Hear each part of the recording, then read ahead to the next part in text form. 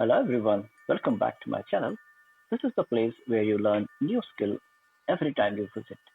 So keep updating yourself by subscribing to the channel. This is the second part of the previous video where we are further learning the application of nested loops in Java. This problem is of alphabet patterns. Previously we have done the number pattern. So here if you observe, the alphabets are horizontally decreasing, right? From here's the blue jar, and simultaneously I have also opened the pattern on sideways so that we can understand in a better way. So as normal, you have row and column and start, because the alphabet is changing, decreasing in every row. So start we need we need a code to store ASCII code. We also need a variable SP, because the pattern is not straight from the left side. If you observe over here, if this is the reference line I take from the left side, then every row the space from that reference line keeps on increasing. So we need to have a space loop also. For that reason we have taken a variable SP. Now first thing first, we have to initialize how many rows and how many columns. So if you look at this pattern, it has 1 2 3 4 5 6 rows, and on the very first row you have 1 2 3 4 5 6 columns. So your rows is 6 and column is 6, that you will store into the two variables row and column. After putting that, you have to put a value for the start. Now start is the alphabet F, and what is the ASCII code of alphabet F? You have to start counting from A. The capital A is 65 and it keeps on increasing one by one. So this is 65, this is 66, this is 67, this is 68, this is 69, and this is 70. So F is 70, right? So the ASCII code of F is 70, and that is the first alphabet to be printed. So I'll put, or I'll store into the start variable 70, the ASCII codes of F. Now, before starting every J loop, I told you that horizontal is managed by the J loop. So before starting every J loop, the alphabet keeps on changing. So, but we are not printing 70. What we are printing? We are printing the alphabet. Okay. So we need to first change the value of the ASCII code to 70. And how we do that? We already have taken a variable code for storing the ASCII code, and the first value of that ASCII code is going to be start, which is representing the F. But inside the loop I don't have to print 70, I have to print the alphabet F. Now how do I convert the start or the code from 70 to F? That is, we need another variable to store the alphabet. So I have taken one more variable here, alpha character, alpha, which is a character variable, and here I need to say alpha equals to code. But when I say alpha equals to code, it's going to give me error. You see the error line is here. If I look for the error, it says possibly loss of conversion from int to char. When you try to convert from integer to char, integer is has a wider range, character has a shorter range. So the widening, the narrowing will happen. This can't be done automatic. So you have to do forced typecasting. You have to do typecasting actually, right? So you need to put the data type of the left side variable. Now the left side variable alpha is character, and you are converting the code from integer to character. So you have to specify this way. This is called typecasting. So once your code is converted into alphabet, you need to print it out. So how will you print it out? You have to print the alpha. Now after printing the alpha, you will observe over here that the alphabets are decreasing horizontally, and this horizontal thing is the J loop, right? So what you'll do, inside the J loop you'll decrease the code. So code equals to code minus 1. So first it was 70, then code will decrease to 69, and then over here the 69 will convert it to the alphabet E, it will print E, and so on. This process continues. Now you can also observe over here that whenever the line is changing, right, whenever the J loop ends here, this is the J loop, you have to put a new line. The next row actually starts from the new line. So what you have to do over here is you have to put a new line. System.out.print, system.out.print, new line. Now what else is happening at new line? At the new line, the number of columns is decreasing. First it was 6 over here. There are 6 alphabet being printed here. 3, 4, 5, 6, and in the second one it's 5, and then 4, and it keeps on decreasing. So that means the value of the column is decreasing by 1. So it will decrease the value of column by 1. Now when I run this pattern, it will give you the alphabets correctly, but it won't give you the exact shape. The reason being, we have not introduced the space loop so far. So let me run this first, and then I'll once again explain you the space loop. So it compiles without an error. I'll go to the main screen interface of the BlueJ and try to run the code. Now if you can see I'll remove this marking. The alphabets are going from F, E, D, C, B, A, and the columns are not decreasing. Why the columns are not decreasing? We need to check the code. So when we go to the code, we see instead of decreasing the column, we increase the column, right? The column has to decrease. So that's why it's keep on increasing, and after A it's picking up the symbols over here, which are the ASCII codes of say 64, 63, 62, like that. Now I'll run it. Now it will run properly and will give you a proper alphabet pattern without a shape. Yeah, so it's giving you, but still the left side is not exactly the same as is asked in our pattern. So for that we need to introduce a space loop. So since the space over here, as I explained you then just few minutes before, the space is decreasing before the J loop. So I need to introduce a loop for the space just before the J loop. So here is the J loop. I'll put some enter, and for int s equals 1, s is less than equals to sp, s plus plus, and what are you doing into that space loop? You are just printing orbital space, single space. Now what is the initial value of the space? You know that we have discussed in previous videos that the initial value of the space, you should always take it between 35 to 40, being as we have total number of columns is 80 in a screen, so 35 to 40 will take it to the center of the screen. So SP equals to, I took 35. All right. Now what next is happening at the line change? One is when the J loop ends, the line change happens, the column decreases, but the space keeps on increasing. And remember, always space is opposite to the column increment or decrement. So if the column is increasing, space will decrease. If the space is decreasing, if the column is decreasing, space will increase. So here column is decreasing, space will increase by 1. All right, let's run this now. Compile, and I'll run it.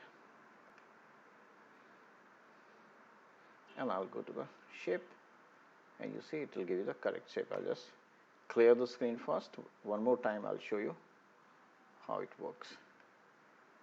So here it is, and here's the output.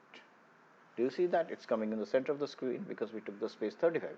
So from this reference line it prints 35 spaces, and then the pattern starts. Then the spaces increase by 1, 36 and 37, and this is how it gives you the shape. Now we will move to the next pattern which we have with us. This pattern is quite similar to the previous one which we did.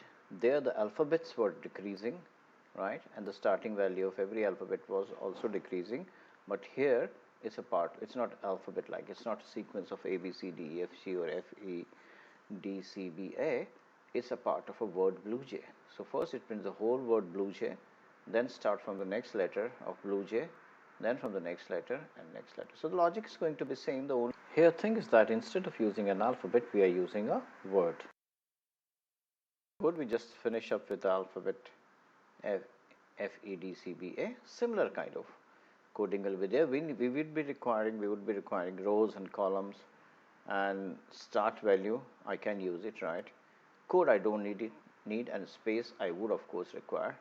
Alphabet also I don't need, because now I'm not converting any ASCII code to an alphabet.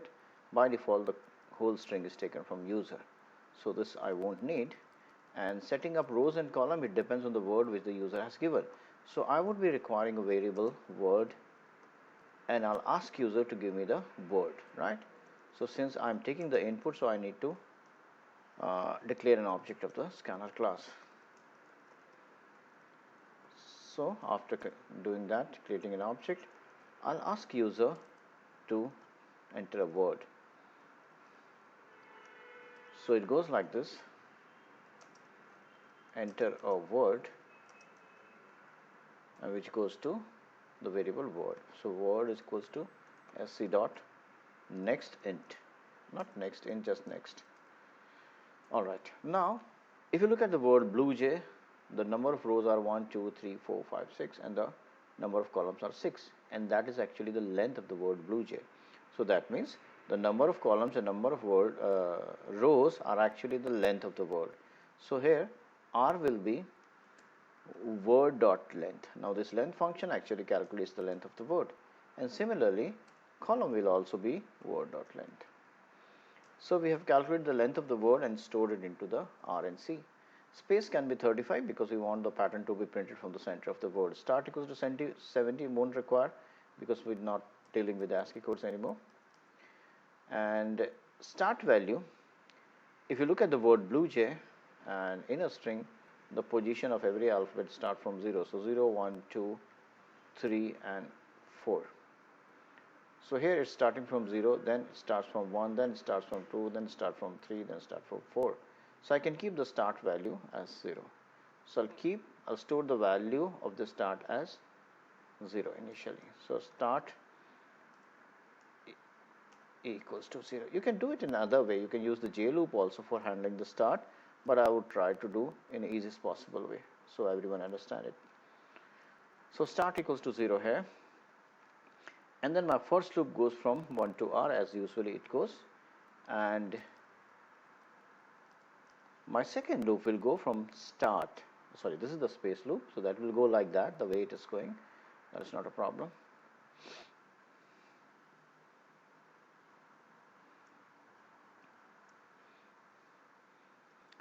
So I'll go down here and put, yeah, here's the J loop. My J loop will start from the variable start, and it will go till C and increases by 1. Now I'm no more printing the alphabet. I am printing the variable, the alphabet which is at start position, all right, or which is at jth position rather, because the J loop will go from start till C. So what I'm going to do here is I'm just going to print word dot char at j. So this word dot char at j function actually pulls out the jth alphabet from that particular word. Since the first value of start is 0 and j starts from 0 till C, 0 till, in the blue jay case, 0 till 4, so first value of j is 4, so this will become word dot char at 4, so it will pull out B.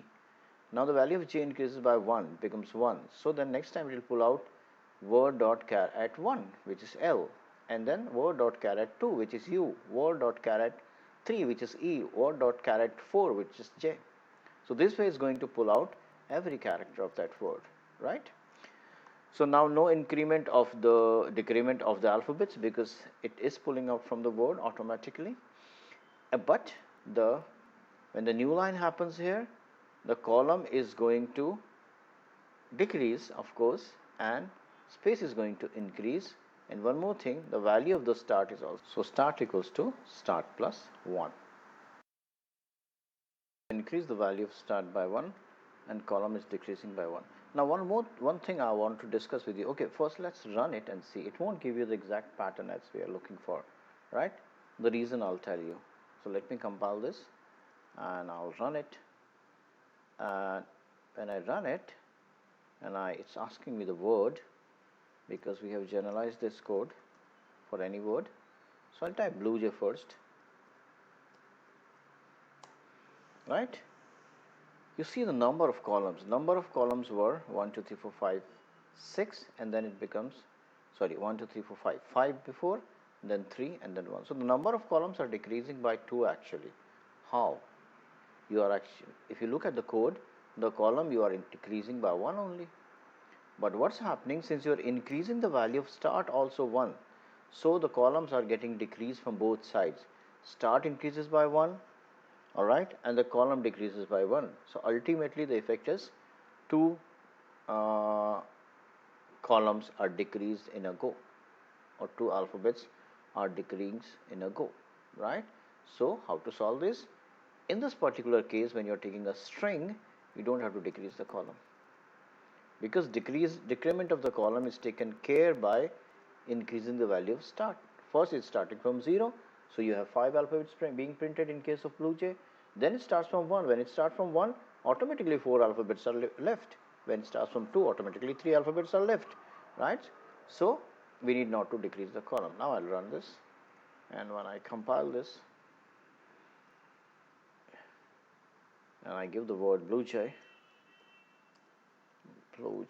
you see, pattern is perfect, right? It will work for all the patterns now. Let me give another pattern, say Windows. Yeah, it works for all. So that's it with this video. Guys, if you need help in C language, C++, Java, Python, MySQL, PHP, I would love to do that. I give training on all these languages and many more. Just message me on this WhatsApp number and I would love to help you in that. Keep coding. Take care. If you are new to the channel, please subscribe it. Also press the bell notification so that you get notification as soon as I release a new video. Share and like the video.